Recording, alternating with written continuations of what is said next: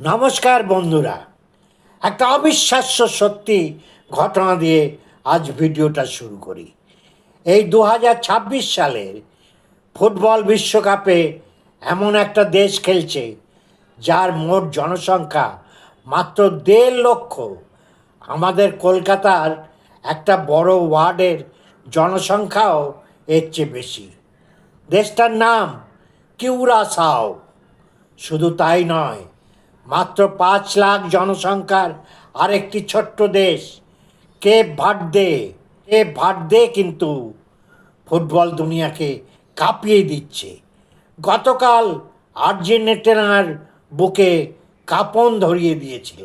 Argentina বনাম Cape ভার্দের খেলাকে শতাব্দীর শ্রেষ্ঠ প্রতিদ্বন্দ্বিতা হিসেবে চিহ্নিত করা হচ্ছে।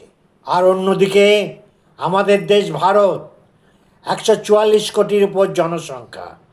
চন্দ্রযান চাঁদে পৌঁছে যাচ্ছে, বুলেট ট্রেনের কথা হচ্ছে, আর চারদিকে জোর কদমে প্রচার চলছে বিকশিত ভারতের। কিন্তু কোটি টাকার প্রশ্ন হলো, যে দেশ বিশ্বের চতুর্থ বৃহত্তম অর্থনীতি, সেই 144 কোটির বিকশিত ভারত আজ পর্যন্ত কেন একটা ফুটবল বিশ্বকাপে কোয়ালিফাই করতে পারলো না? ধুত মশাই, ফুটবল এমন কিছু বড় ব্যাপার না।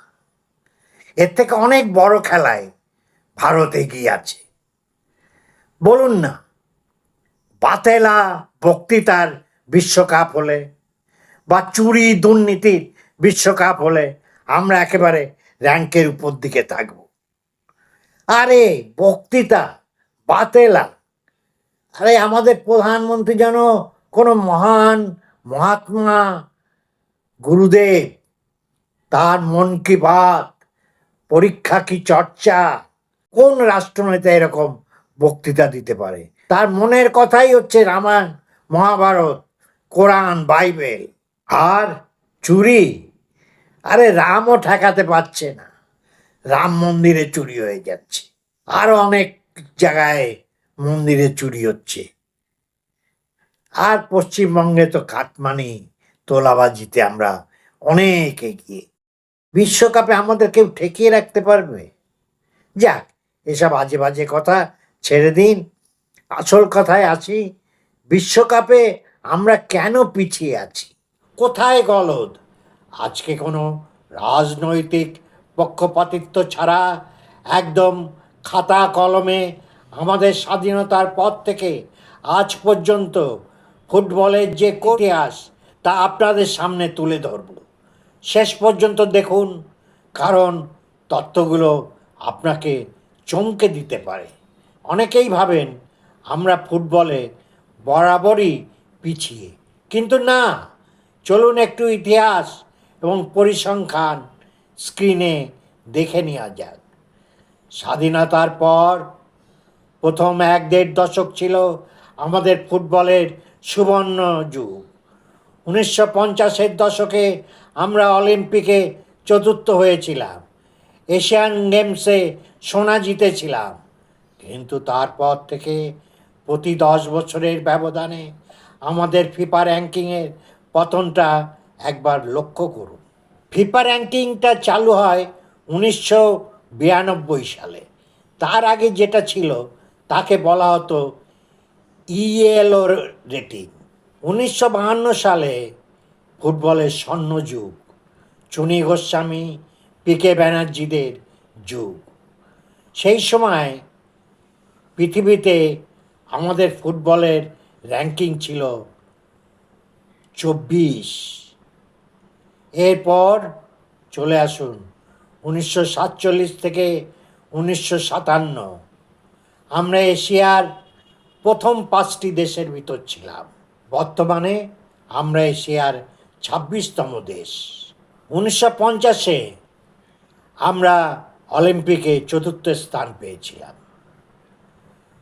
1951 সালে এশিয়ান গেমস দিল্লিতে হয়, ইরানকে হারিয়ে আমরা সোনা জিতেছিলাম। 1962 এশিয়ান গেমসে আমরা সোনা জিতেছিলাম জাকার্তাতে, সাউথ কোরিয়াকে হারিয়ে। আর এখন ইরান, কোরিয়া এরা বিশ্বকাপে নিয়মিত খেলছে, আর আমরা কোথায় দাঁড়িয়ে আছি।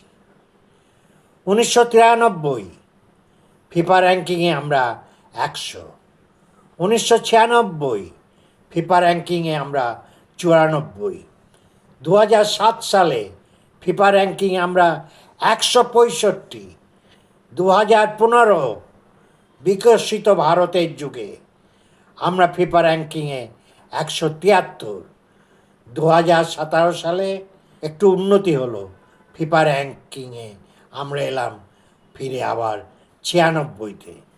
2023 ফিফা র্যাঙ্কিংয়ে আমরা 99, 2026 আরও পতন হলো, ফিফা র্যাঙ্কে আমরা 138।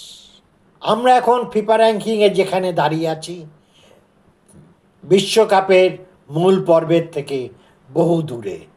দেখতে পাচ্ছেন, স্বাধীনতার সময় আমরা যেখানে এশিয়ার বাঘ ছিলাম, আজ সেখানে বিশ্বের দরবারে আমাদের লড়াই করতে হচ্ছে র্যাঙ্কিংয়ে তলানিতে থাকা দেশগুলোর সাথে। কেন এই পতন? এবার আসি আসল তুলনায়। এই যে আমরা বড় বড় স্লোগান দিচ্ছি, বিকশিত ভারতের সিস্টেম কিভাবে পিছিয়ে আছে দেখুন। বিশ্বকাপ খেলছে কিউরাসাও, জনসংখ্যা 1.5 লক্ষ। এটি বিশ্বকাপের ইতিহাসের সবচেয়ে ছোট্ট অংশগ্রহণকারী দেশ। খেলছে কেপ ভার্দে, জনসংখ্যা মাত্র 5 লাখ।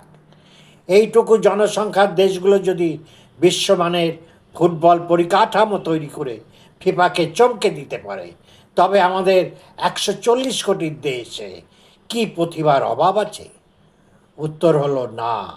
প্রতিভা আমাদের গ্রাম বাংলায়, উত্তর পূর্ব ভারতে ছড়িয়ে আছে, কিন্তু অভাব আছে সঠিক দূরদর্শিতার এবং সদিচ্ছার। আমাদের দেশে ক্রিকেট কন্ট্রোল বোর্ডের ক্ষমতা আজ হাজার হাজার কোটি টাকা, অথচ অল ইন্ডিয়া ফুটবল ফেডারেশনের ভেতরে বছর পর বছর ধরে চলে নোংরা রাজনীতি, দলাদলি এবং ফান্ডের অভাব। এবং এই ফুটবল ফেডারেশন পরিচালনায় দেখা যায় রাজনীতির মাতব্বররা, কখনো প্রিয়রঞ্জন দাসমুন্সি, কখনো প্রফুল্ল প্যাটেল। ফুটবলের তৃণমূল স্তর বিনিয়োগ না করে কেবল ডিজিটাল ইন্ডিয়া বা বড় বড় স্লোগান দিয়ে তো আর ফুটবল বিশ্বকাপ জেতা যায় না। তার জন্য মাঠে নেমে কাজ করতে হয়। বন্ধুরা, যতক্ষণ না পর্যন্ত ভারতের প্রতিটা কোণ থেকে প্রতিভাকে তুলে আনা হচ্ছে এবং স্পোর্টসকে একটা উজ্জ্বল কেরিয়ার হিসেবে মর্যাদা দেওয়া হচ্ছে, ততক্ষণ 144 কোটি কেন 200 কোটি জনসংখ্যা হলেও আমরা বিশ্বকাপের মঞ্চে ভারতের পতাকা দেখতে পাবো না। আপনাদের কি মনে হয়, 1.5 লাখের দেশ যা পাচ্ছে 140 কোটির ভারত তা পাচ্ছে না কেন? এর জন্য আসল দায়ী কে? আমাদের ক্রিকেট মানসিকতা, নাকি ক্রীড়া মন্ত্রক ও ফেডারেশনের ব্যর্থতা, নাকি দুর্নীতি এবং রাজনীতিকরণ? নিচে কমেন্ট করে আপনার মতামত অবশ্যই জানান। আমি জানতে চাই আজ বাংলার ফুটবল প্রেমীরা কি ভাবছে। ভিডিওটা ভালো লাগলে লাইক করুন এবং প্রচুর শেয়ার করুন। আর এই ধরনের স্পষ্ট তথ্যভিত্তিক আলোচনার জন্য চ্যানেলটা সাবস্ক্রাইব করতে ভুলবেন না। আজ এখানেই বিদায় নিচ্ছি, দেখা হবে আগামী ভিডিওতে। ধন্যবাদ।